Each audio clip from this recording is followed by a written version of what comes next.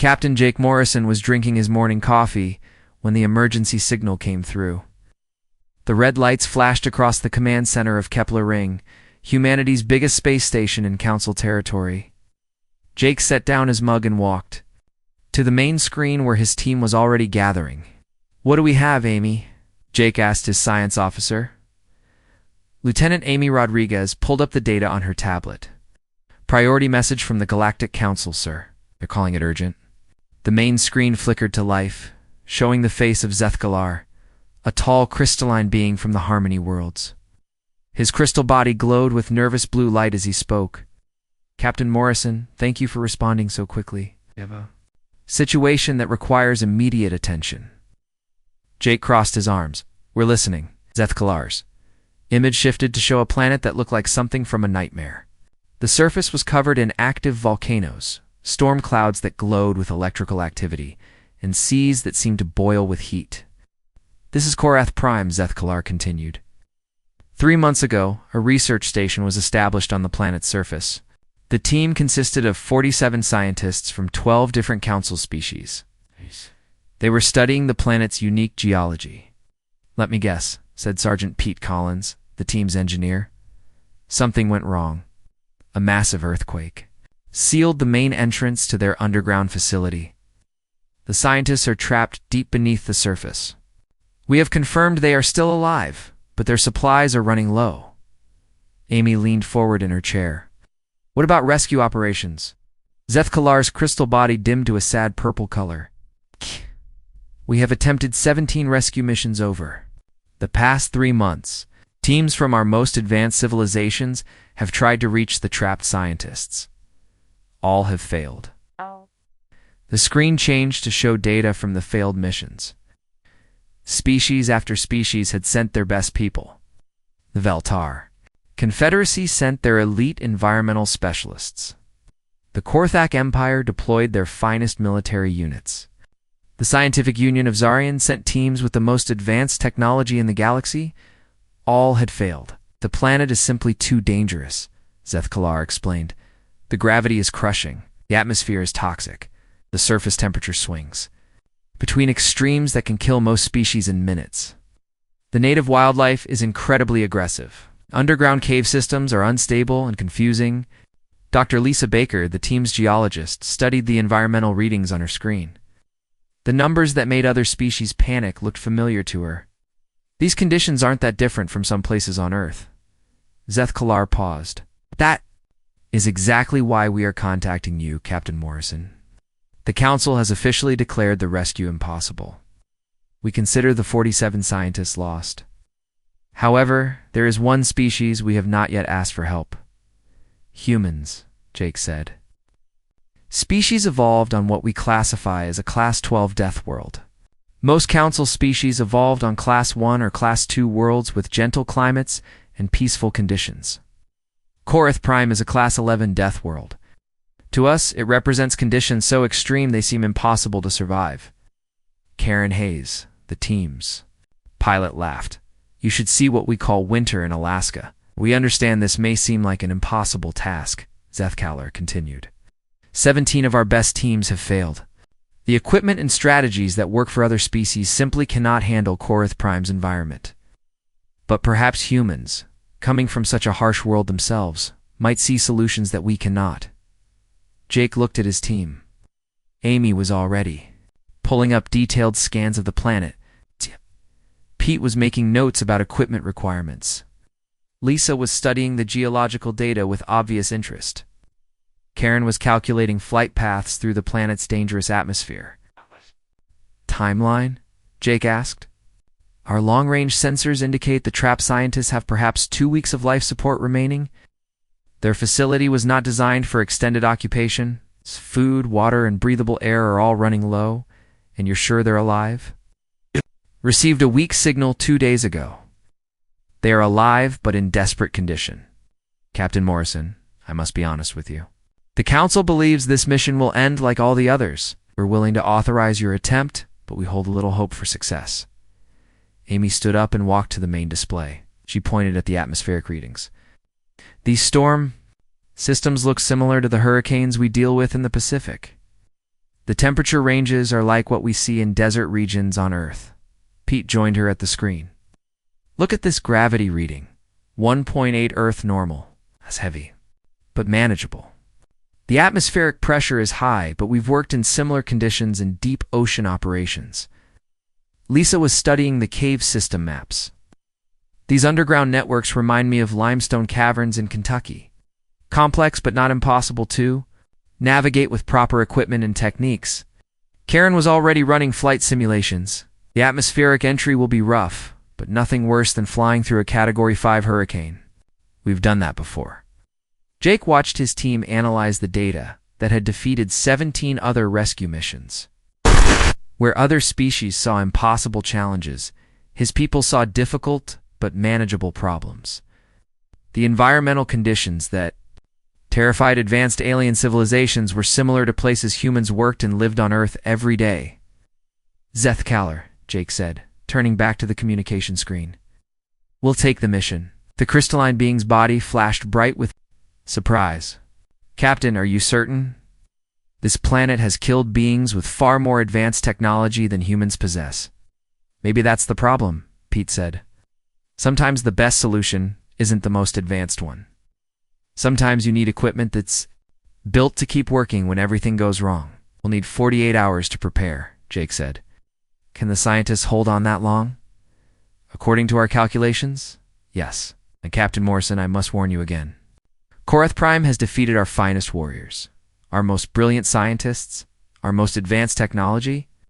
What makes you think humans can succeed where we have failed? Jake looked at his team, who were already deep in planning discussions. Amy was excited about studying a new ecosystem. Pete was sketching equipment modifications. Lisa was planning cave navigation routes. Karen was calculating fuel requirements for atmospheric flight. Because we're not trying to conquer the planet, Jake said. We're just going to work with it. That's what humans do. We adapt. Zeth Kallar's crystal body pulsed with uncertain colors. Very well, Captain. The Council will provide whatever support we can. But please understand, we do not expect you to return. We'll see about that, Jake said. Morrison out. As the communication ended, Jake turned to his team. They were already deep into mission planning, treating the impossible rescue like any other challenging job. Were the galaxy's most advanced? Civilizations had seen certain death. Humans saw another day at the office. Vitha U.S. tenacity shook violently as it entered Korath Prime's atmosphere. Karen Hayes gripped the flight controls as lightning struck the hull for the third time in 2 minutes. The ship's metal frame groaned under the stress of winds that moved at 300 miles per hour. This is fun, Karen said with a grin, fighting to keep the ship stable. Reminds me of flying through Hurricane Maria back in 2018. Captain Jake. Morrison held on to his seat as the ship dropped suddenly. Through the viewports, he could see the planet's surface getting closer. Active volcanoes threw lava high into the air. Storm clouds glowed with constant electrical activity. The landscape looked like something from the worst nightmare anyone could imagine. How are the other teams doing in weather like this? Amy Rodriguez asked, checking her instruments. They're not, Pete Collins answered, reading the mission reports. On his tablet, Veltar team's ship broke apart during atmospheric entry. The Korthok military tried 3 times and couldn't even get close to the surface. Most species can't handle this kind of turbulence. The ship dropped again as a massive wind gust hit them from the side. Corinne adjusted the controls and kept them flying straight where their ships are built for smooth flying in peaceful space. This baby was designed to haul cargo through asteroid fields and solar storms. The Tenacity was not a pretty ship. Where alien vessels were sleek and elegant, the human transport looked like a flying brick, but it was tough. Backups. Every component was designed to keep working when everything else failed. Landing zone coming up, Karen announced. Hold on, this is going to be rough. The ship touched down hard on Korath Prime's surface. The landing gear absorbed the impact with loud metallic groans. Outside, the storm continued to rage. Lightning struck the ground around them every few seconds. The wind howled like a living thing. Jake looked at his team. Everyone ready? They were all wearing modified mining suits instead of the advanced environmental gear other species had tried. The suits were heavy, bulky, and not very comfortable. They were built to protect miners working in Earth's deepest and most dangerous places. Atmospheric readings are stable, Amy reported. Oxygen is low, but our rebreathers can handle it. Temperature is 42 degrees Celsius. Pressure is 3 times Earth normal. That's hot, but not deadly, Lisa Baker said, checking her geological equipment. I've worked in conditions like this in the Sahara Desert. Pete finished his equipment check. All systems are good. Our gear is holding up fine. The mining suits are designed for much worse conditions than this. They opened the ship's cargo door and stepped onto the surface of Korath Prime. The gravity immediately pressed down on them. At 1.8 times Earth normal, every step took extra effort. But humans had lived with Earth's gravity their entire evolution. The extra weight was tiring, but manageable. Previous teams reported that the gravity was crushing, Jake said, taking careful steps across the rocky ground. Most alien species evolved on worlds with much lighter gravity than Earth. A loud roar echoed across the landscape. In the distance, they could see a pack of creatures moving between the rocks. The native wildlife of Korath Prime looked like a cross between Earth's bears and armored reptiles. They were big, fast, and obviously dangerous. Tunnel devils, Amy said, reading from her xenobiology notes. They've killed members of every previous rescue team. Highly aggressive pack hunters with natural armor and razor-sharp claws. Karen squinted at the creatures through her helmet's visor. They look like angry bears. It's big angry bears, but still just bears. The Harmony Worlds team described them as unstoppable killing machines, Pete said. The Harmony Worlds evolved on a planet with no large predators, Lisa pointed out. To them, a house cat would seem like an unstoppable killing machine. They began moving toward the entrance to the underground cave system. The route was marked by the wreckage of previous rescue attempts. Alien technology was scattered across the landscape. Advanced vehicles had been torn apart by the winds. Sophisticated equipment lay broken and useless. Look at this, Pete said, examining a piece of Veltar technology. Their environmental suits failed because they were too complex. Too many delicate components that couldn't handle the rough conditions. Amy was documenting everything with her camera. The ecosystem that had baffled alien scientists for months was fascinating but not mysterious to her. Life existed in extreme environments on Earth too. Hot springs, deep ocean vents, Arctic ice. Life always found a way. The previous scientific teams couldn't understand how anything could survive here, she said. But Earth has places just as extreme. Yellowstone's hot springs, the deep ocean trenches, Antarctica, life adapts. They reached the cave entrance just as a group of tunnel devils noticed them. The creatures charged across the rocky ground, roaring. With rage, their armored skin gleamed in the lightning flashes. Their claws scraped against the stones as they ran. Jake drew his sidearm. Standard procedure. Don't shoot unless we have to, but be ready. The tunnel devils stopped about 50 feet away and circled the humans. They sniffed the air and made threatening sounds, but they didn't attack. After a few tense minutes, they backed away and disappeared into the rocks. That's interesting, Amy said. They're curious about us, but not immediately aggressive. Previous teams reported instant attacks. Previous teams probably panicked, Karen said. Animals can sense fear. These creatures are predators, but they're also smart enough to be cautious around unknown threats. Lisa was examining the cave entrance. Opening had been partially blocked by rockfall from the earthquake 3 months ago. Previous rescue teams had tried to blast through the obstruction or melt it with high-energy weapons. Both approaches had caused more collapses. They were thinking like engineers instead of cavers, she said. You don't fight a cave system, you dort. Work with it. Find the natural weak points and exploit them carefully. Pete was already unpacking his equipment, instead of advanced alien technology. He had brought tools designed for mine rescue operations on Earth. Hydraulic spreaders controlled charges and structural supports that could work in unstable conditions. The Korthok Empire tried to brute force their way through, he said. Military thinking. Sometimes the best solution is the simple one. They set up their equipment as the storm continued to rage overhead. Lightning provided flickering illumination.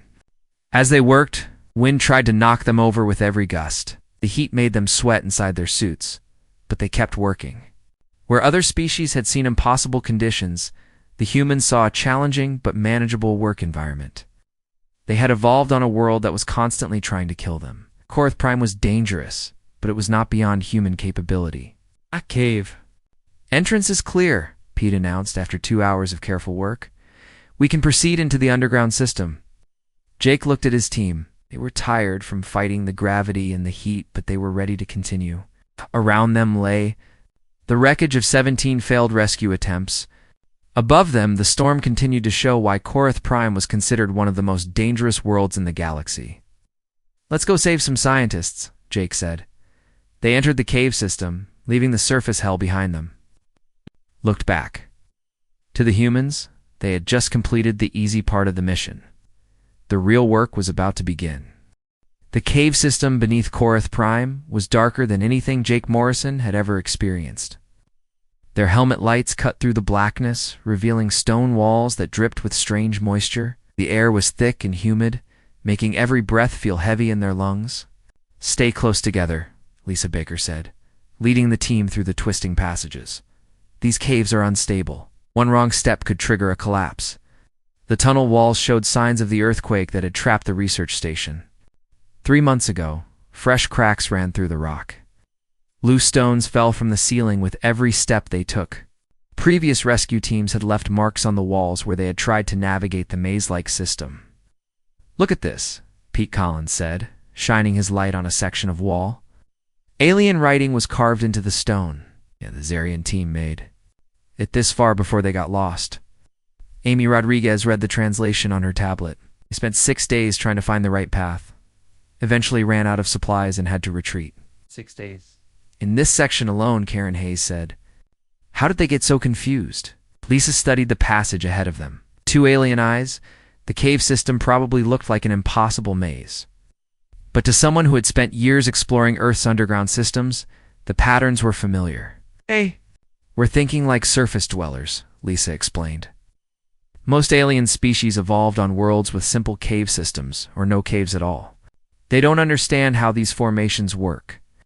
She pointed to small details in the rock that the others might have missed. The way water had carved the stone over millions of years, the direction of air currents that showed which passages led, deeper underground. The subtle changes in mineral deposits that indicated the most stable routes. Caves follow rules, she continued. Water always flows downhill. Air moves through the system in predictable patterns, if you understand those. Rules navigation becomes much easier. They moved deeper into the system, following Lisa's guidance. The passages sometimes opened into vast chambers, where their lights could barely reach the ceiling. Other times, they had to crawl through spaces barely wide enough for a human body. Korthok military team tried to blast their way through the narrow sections, Pete said, examining blast marks on the walls. All they accomplished was creating more instability. After 2 hours of careful navigation, they reached the first major obstacle. A complete cave-in blocked the passage ahead. Tons of rock had fallen from the ceiling, creating a barrier that seemed impossible to pass. Amy checked her instruments. This is where the last 3 rescue teams got stopped. They couldn't find a way through. The alien rescue attempts were obvious. Scorch marks showed where high-energy weapons had tried to vaporize the rocks. Deep gouges revealed where mechanical equipment had tried to dig through the obstruction. All had failed. They were using the wrong approach, Pete said, setting down his equipment pack. You can't fight a cavern. You have to work around it. He began setting up hydraulic spreaders and structural supports.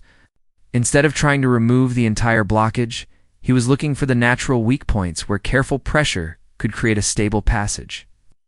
This technique was developed for mine rescues on Earth, he explained as he worked. Get trapped by cave-ins, you don't blast your way through. Find the safest route and reinforce it as you go. While Pete worked on the obstruction, Amy made contact with the trapped scientists. Her communication equipment was simpler then. The advanced systems other species had tried to use, but it was more reliable in difficult conditions. Hello, research station. This is the human rescue team. Can anyone hear me? Static filled their helmets for several seconds. Then a weak voice responded in the universal translation language used by the Galactic Council. Human rescue team. You really there, we thought? We thought everyone had given up on us. The relief in the alien voice was obvious. Amy quickly established a communication link with the trapped scientists. 47 beings from 12 different species had been living in a facility designed for much shorter stays. "We're coming to get you," Amy promised. "How's everyone holding up?" "We have 14 scientists who are seriously ill," the voice replied. "Our food supplies will last maybe one more week. The facility's life support systems are failing. We didn't think anyone could reach us through the cave system. Previous teams got lost trying to navigate these passages," Amy explained. "But our geologist has experience with similar cave systems on Earth. We're making good progress." As they talked, Amy learned more about the trapped scientists. Many were researchers who had never faced physical hardship in their lives. They came from peaceful worlds where danger was almost unknown. The harsh conditions of Korath Prime and 3 months of captivity had pushed them to their limits. "The tunnel devils attacked our facility twice," the scientist continued. "We sealed ourselves in the deeper sections, but we can hear them moving through the passages nearby." Karen checked her motion detectors. "Speaking of tunnel devils, we've got company approaching our position." The sound of claws scraping against stone echoed through the darkness. Multiple creatures were moving through the caves toward the human team. Their growls and snarls suggested they were not happy about the intrusion into their territory. Previous rescue teams reported that tunnel devils were impossible to avoid in the cave system, Amy said, reading from her xenobiology notes. "They hunt in packs and know these passages better than any surface dweller." "They're just cave-adapted predators," Lisa said calmly. "Earth has similar animals. Bears that live in cave systems, big cats that hunt in underground spaces. Dangerous, but predictable if you understand their behavior." The first tunnel devil appeared at the edge of their light. It was even larger than the ones they had seen on the surface. Its armored skin was scarred from years of hunting in the rocky passages. Its eyes reflected their lights like mirrors.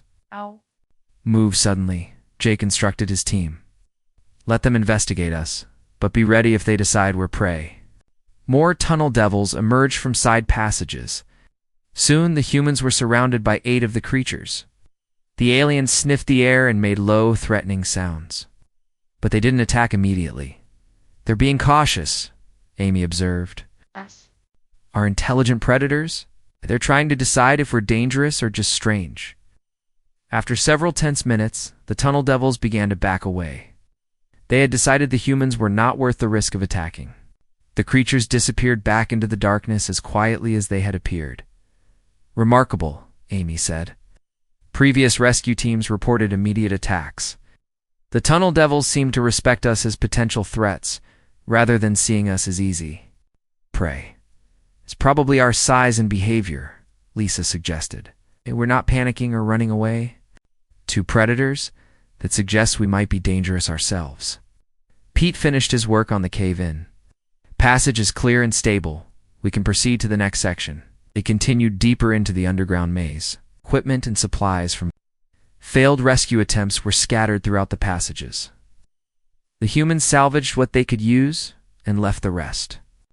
17 different species tried this rescue, Karen said, collecting a functioning power cell. "All that abandoned equipment represents a lot of failed hope. Their failure is going to help us succeed," Pete said practically. "Some of this equipment is still useful if you know how to adapt it." The team established supply caches and communication relays as they advanced. Unlike previous rescue attempts that had rushed toward the trapped scientists, the humans were building a reliable system for retreat if necessary. "The facility is about 4 hours ahead," Lisa announced, checking her navigation instruments. "We're making better time than any previous rescue team." "That's because we're not fighting the cave system," Amy said. "Right. We're working with it." As they prepared to continue toward the research facility, Jake looked back at the passage they had cleared.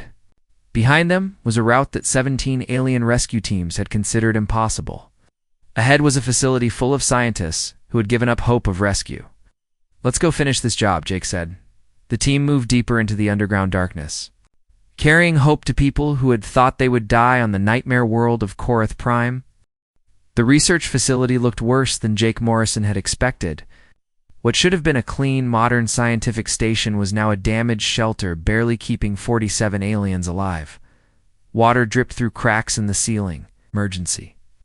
Lights flickered weakly in the darkness. The air smelled of fear and desperation. "My God," Amy Rodriguez whispered as they entered the main chamber. "How have they survived 3 months in these conditions?" Alien scientists from 12 different species were gathered in the central area. Many were lying on makeshift beds, too weak to stand. Others sat in small groups, their alien faces showing the strain of captivity. When they saw the humans enter, some began to cry with relief. "You actually made it," said Dr. Vexai, a tall reptilian being who seemed to be the senior scientist. "We stopped believing rescue was possible weeks ago."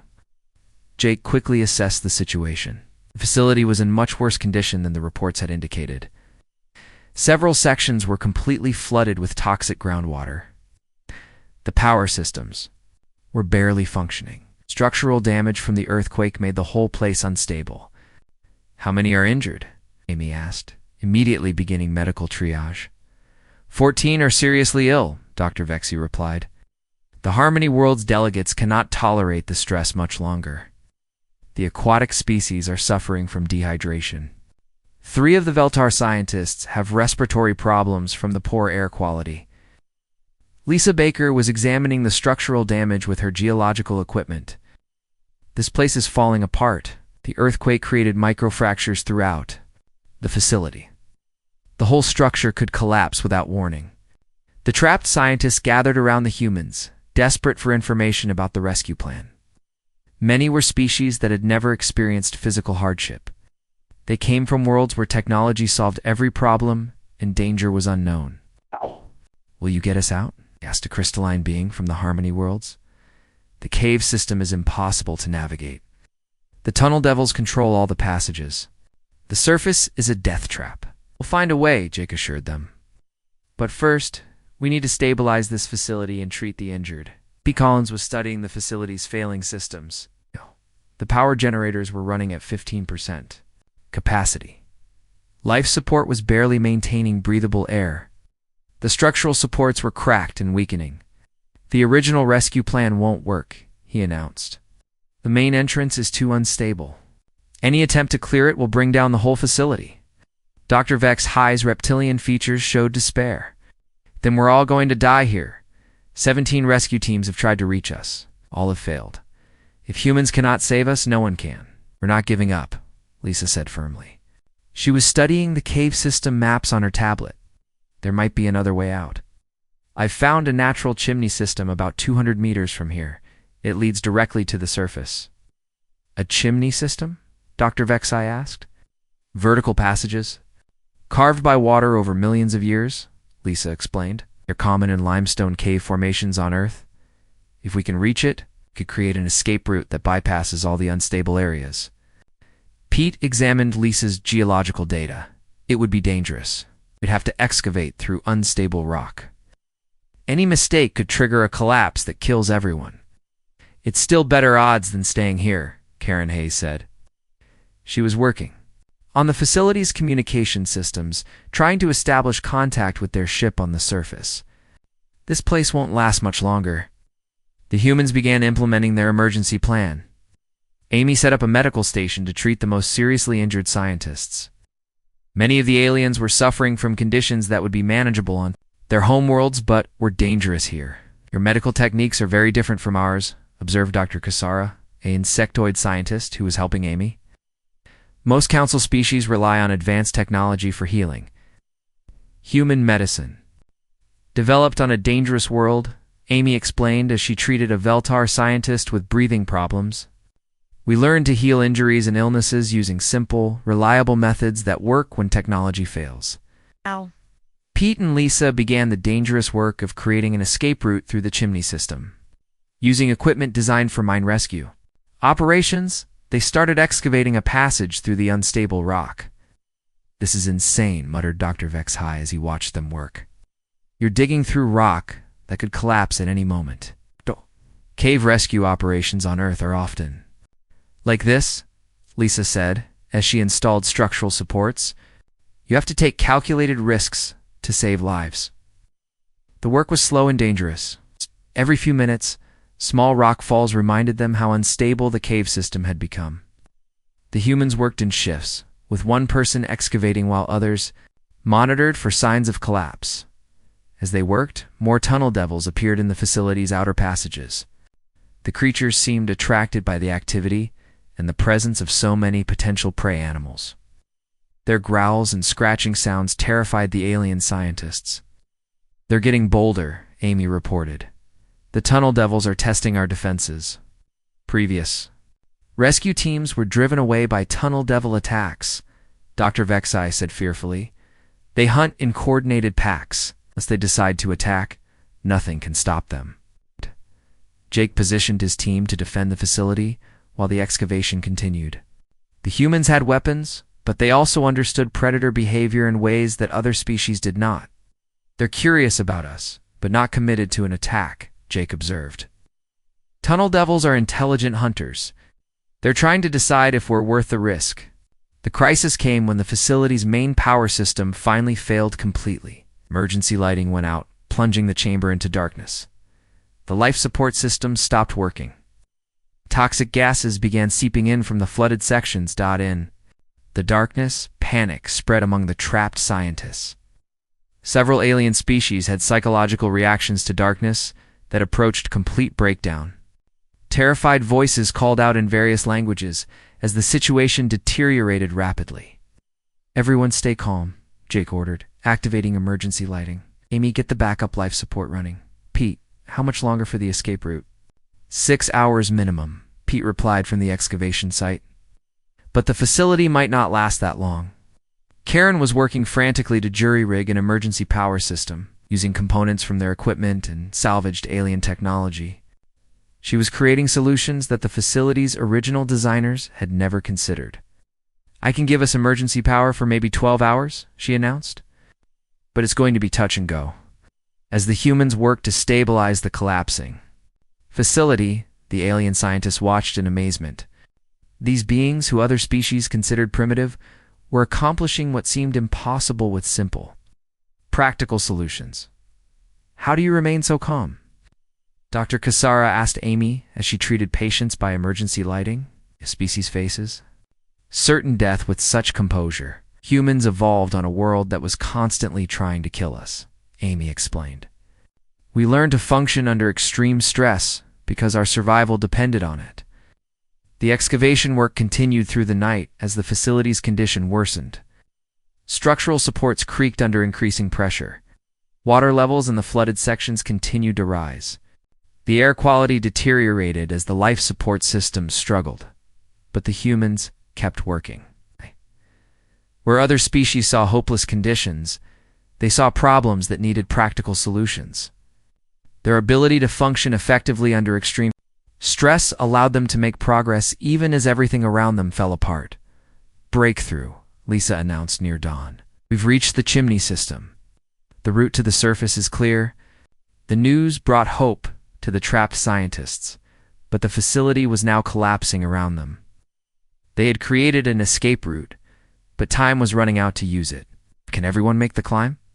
Jake asked, looking at the injured and weakened. "Aliens. We'll have to help them," Amy said. "But it's possible. We've got 12 hours at most before this place comes down completely." The final evacuation was about to begin. 47 aliens who had given up hope were about to discover what humans meant when they said nothing was impossible. The evacuation began as Koroth Prime's underground system started its final collapse. Water poured through new cracks in the facility walls. The emergency power system Karen Hayes had built flickered dangerously. The distance, the sound of falling rock echoed through the passages as the earthquake damage finally overwhelmed the cave structure. "First group, let's move," Jake Morrison called out. It organized the 47 trapped scientists into groups of 4, each paired, with a human team member. The weakest and most injured aliens would go first. Dr. Vexai, the reptilian scientist who had been their spokesman, looked at the vertical shaft Lisa Baker had opened. The chimney system rose straight up through solid rock, disappearing into darkness above their heads. To most alien species, it looked impossible to climb.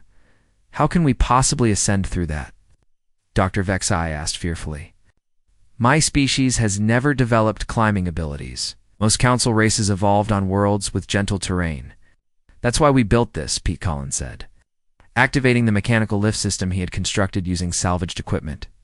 Improvised elevator could carry 3 scientists at a time through the most difficult sections of the climb. The system looked like something built in a scrapyard, but it worked. Pete had used components from 17 different failed rescue missions, combining alien technology with human engineering principles. Where other species had seen irreparable equipment failures, he had found the parts for a functional rescue system. The first section is the hardest, Lisa explained to the frightened scientists. After that, the chimney widens and the climb becomes easier. I've installed safety lines and resting platforms every 50 meters. Amy Rodriguez was performing final medical checks on the most seriously injured aliens. 3 Harmony World scientists were barely conscious. 2 aquatic species were suffering from severe dehydration. Several others were weak from 3 months of poor nutrition and stress. These patients need to go up first, Amy said. They won't survive much longer in these conditions. The evacuation system moved slowly but steadily. Pete's improvised elevator carried the weakest scientists up through the narrow sections. Lisa guided others through climbing techniques adapted for alien physiology. Karen maintained the power systems that kept everything running. This is remarkable, Dr. Casara said as she waited for her turn to ascend. 17 rescue teams failed to accomplish what you are doing with salvaged equipment and simple techniques. Sometimes the simple solution is the best solution, Jake replied. Other species tried to fight this planet with advanced technology. We're just working with what we have. The facility's structural damage was accelerating. Large sections of the ceiling had begun to sag. The flooded areas were expanding as underground water pressure increased. Warning sounds from the facility's failing systems created a constant background noise. How much longer? Dr. Vexai asked nervously as his group prepared to enter the lift system. Everyone will get out, Amy assured him. Don't leave people behind. As the evacuation continued, tunnel devils began gathering in the facility's outer passages. The creatures seemed to sense that their underground territory was collapsing. Their growls and movement sounds suggested they were becoming more aggressive. They're testing our defenses again, Karen reported from her position, monitoring the facility's sensors. Larger pack this time, maybe 20 individuals. They know something is wrong with their cave system, Lisa said. Tunnel devils are intelligent enough to understand when their habitat is threatened. They're probably looking for new territory. The most critical moment came when the facility's main support beam began to crack. The sound echoed through the chamber like a gunshot. Emergency alarms that still functioned began wailing.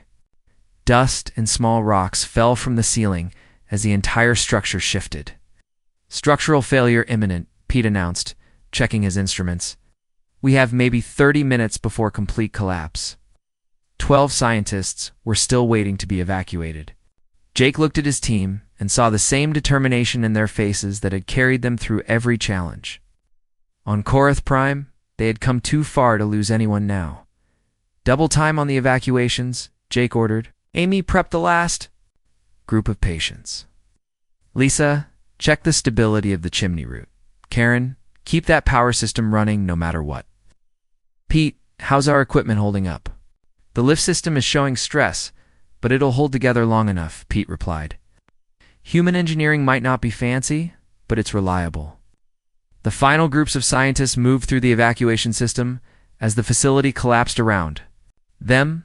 The improvised elevator carried them up through sections of the chimney that would have been impossible to climb. Lisa's safety lines and platforms made the ascent manageable even for species that had never faced physical challenges. Dr. Vexai was in the last group to leave. As the lift carried him upward, he looked back at the humans who were still working. In the collapsing facility, they seemed completely focused on their jobs, showing no sign of the panic that would have overwhelmed most other species. Your people are extraordinary, he said to Amy over the communication system. You treat impossible situations as routine work. We evolved on a dangerous world, Amy replied simply. This is what we do. The facility's final collapse began just as the last scientists reached the surface. The main chamber filled with dust and debris as tons of rock fell from the ceiling. The carefully maintained research station that had housed 47 beings for 3 months was crushed in seconds. But everyone was safely on the surface of Korath Prime. The humans emerged from the chimney system as the underground facility was destroyed completely. Above them, the planet's storm still raged. Lightning illuminated their faces as they counted heads to make sure everyone had survived. 47 scientists accounted for, Amy reported, all alive though several need immediate medical attention. The rescued aliens stood on the surface of the nightmare world that had trapped them for 3 months. Many were seeing sunlight for the first time since the earthquake. The toxic atmosphere and crushing gravity that had defeated 17 rescue teams no longer seemed quite so threatening with humans present. How do we get to your ship? Dr. Vexai asked, looking at the hostile landscape around them. Same way we got here, Karen said with a grin. We walk through it. The journey back to the Tenacity took 6 hours. The humans carried the weakest. Scientists guided the others through terrain that had killed members of previous rescue expeditions. The Tunnel Devils followed them for a while but kept their distance, apparently having learned to respect the strange beings from the death world, called Earth. When they finally reached the ship, the rescued scientists looked back at Korath Prime with new understanding. The planet that had seemed like an impossible nightmare was just another dangerous environment to humans. What had taken 17 teams of the galaxy's best rescuers was routine work for people who evolved dodging hurricanes, earthquakes, and predators. Mission complete, Jake reported to Kepler Ring as the Tenacity lifted off from Korath Prime's surface. All scientists recovered and en route to medical facilities. The response from the Galactic Council was stunned silence. Then, Zethkalar's voice came through, his crystal body probably flashing with amazement. Captain Morrison, this is unprecedented. How did you accomplish what 17 other teams could not? Jake looked at his team, who were already cleaning their equipment and preparing mission reports. To them, the rescue operation had been challenging, but not extraordinary. They had faced problems, found solutions, and gotten the job done. We just treated it like any other rescue operation, Jake said. Korath Prime is dangerous, but it's not impossible. Sometimes you just need the right people for the job. The cargo bay, the rescued scientists were receiving medical treatment and processing their rescue. Many would spend years trying to understand how humans had made the impossible look routine. They had witnessed something unprecedented in Galactic history, a species that thrived where others merely survived. Dr. Vexai approached Jake as the ship headed for Council space. Captain Morrison, what will you do now? Surely this rescue will make you famous throughout the galaxy. Jake shrugged. File the mission report. Get some rest. Wait for the next job. The next job?